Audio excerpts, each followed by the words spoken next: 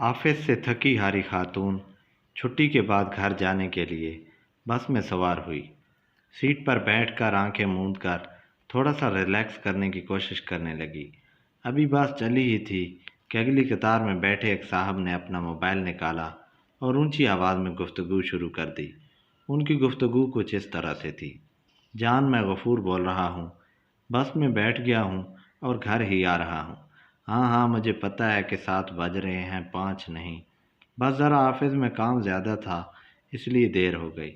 نہیں جان، میں شبنم کے ساتھ نہیں تھا، میں تو باس کے ساتھ میٹنگ میں تھا۔ نہیں جان، صرف تم ہی میری زندگی میں ہو، ہاں قسم سے۔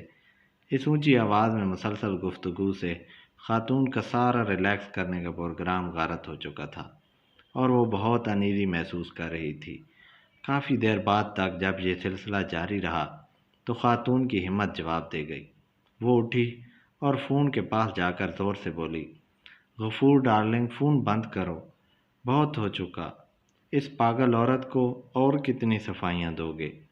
اب غفور صاحب ہسپتال سے واپس آ چکے ہیں، لیکن پبلک مقامات پر انہوں نے موبائل کا استعمال مکمل طور پر بند کر دیا ہے، لہذا کسی بھی پبلک پلیس پر موبائل پہ گفتگو دھیمی انداز سے کیا کریں، کیونکہ آپ کی باتوں سے یا تو کوئی ڈسٹرب ہوگا یا پھر آپ اپنی گھریلو اور نجی باتوں کو انجانے میں دنیا کے سامنے آؤٹ کر کے خود پہ ہنسی کا سامان کرو گے۔